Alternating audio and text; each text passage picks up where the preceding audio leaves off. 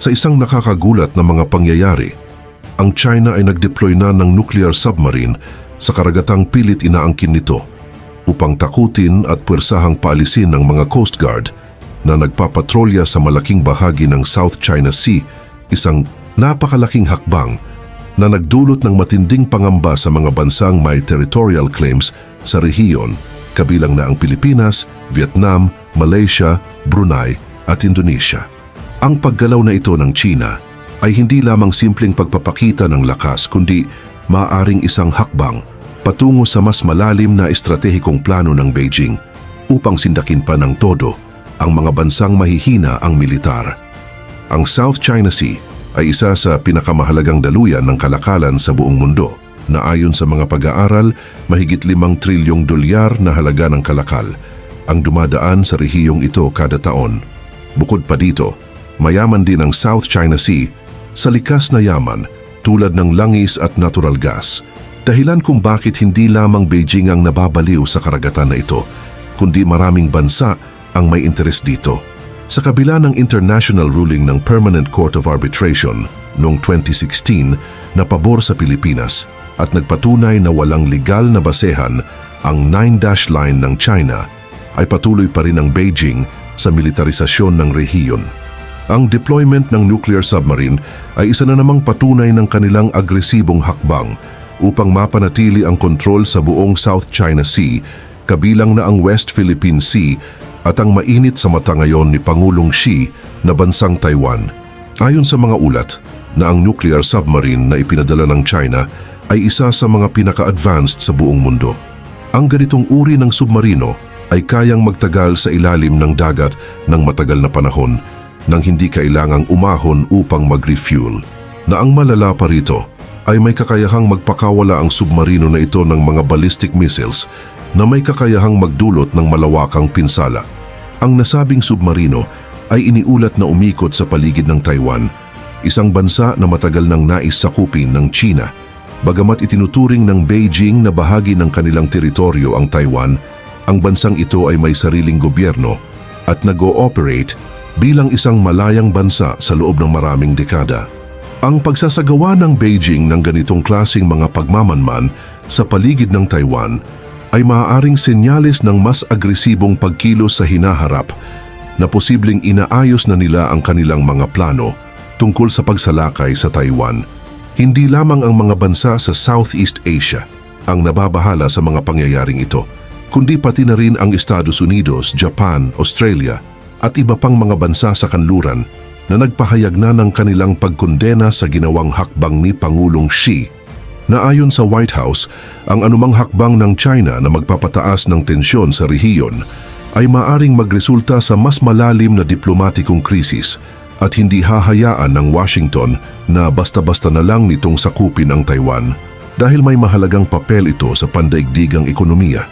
na kapag sinalakay ng Beijing ang Taipei ay hindi magdadalawang isip ang Estados Unidos na bombahin ang teritoryo ni Xi Jinping upang ipagtanggol ang kaalyado nito na kapag nangyari ang mga oras na ito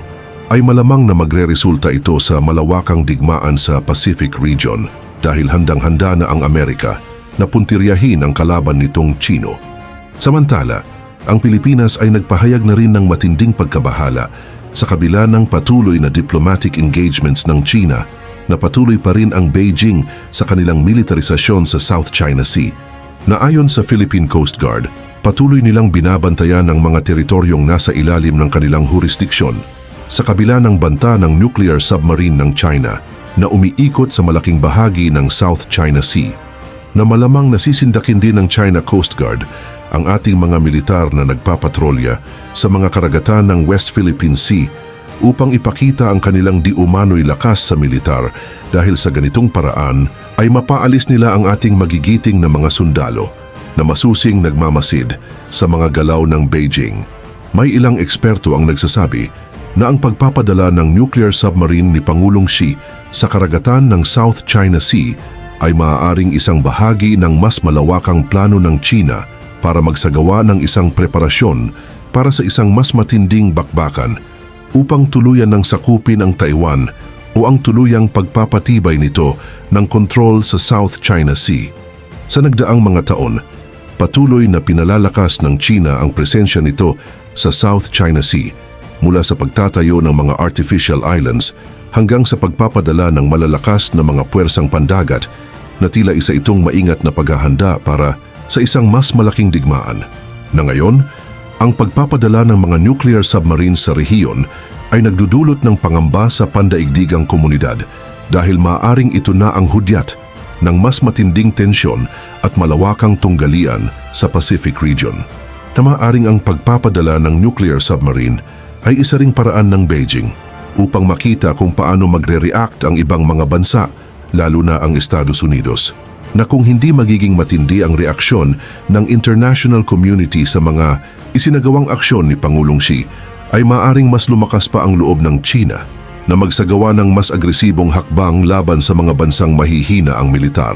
Ang isang bagay na tiyak, ang sitwasyon sa South China Sea ay patuloy na umiinit at ang deployment ng nuclear submarine ay isang malinaw na indikasyon na handang gamitin ng Beijing ang lahat ng paraan upang mapanatili ang kanilang kontrol sa rehiyon kahit pa ito ay magresulta sa isang military conflict mula sa maraming mga bansa.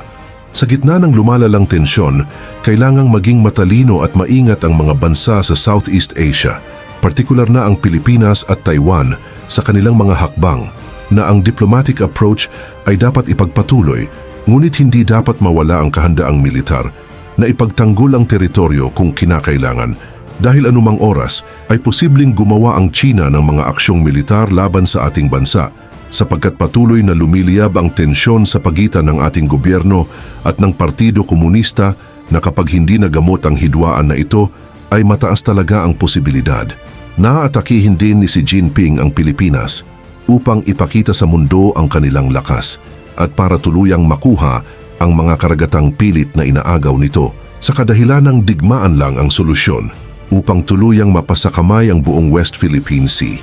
Ang pagpapalakas ng alyansa sa ibang mga bansa ay isa ring mahalagang hakbang upang magkaroon ng pag-aalinlangan ng Beijing na magsagawa ng mga masasamang mga aksyong militar laban sa Pilipinas at sa iba pang mga bansa na kapitbahay ng mga Tsino. Nasa kasalukuyan, ang Estados Unidos, Japan at Australia ay nagpapakita ng suporta sa Pilipinas at sa ibang mga bansa sa rehiyon na ang pagpapalakas ng military capabilities, lalo na sa Philippine Navy at Coast Guard, ay isa rin sa mga pangunahing dapat gawin ng gobyerno upang mapanatili ang seguridad ng ating maharlikang lupain. Ikaw, ano ang masasabi mo sa pagpapadala ng Beijing ng nuclear submarine nito sa South China Sea, lalo na ang pag-iikot ng submarino sa paligid ng Taiwan na nagbigay ng matinding pangamba sa mga Taiwanese? Na posible kayang naghahanda na si Pangulong Xi sa kanyang mga plano tungkol sa pagsakop sa bansang Taiwan? E-comment mo yan sa ibaba at babasahin natin yan isa-isa. Hanggang dito na lamang po. Maraming salamat po sa inyong lahat at mabuhay po kayo.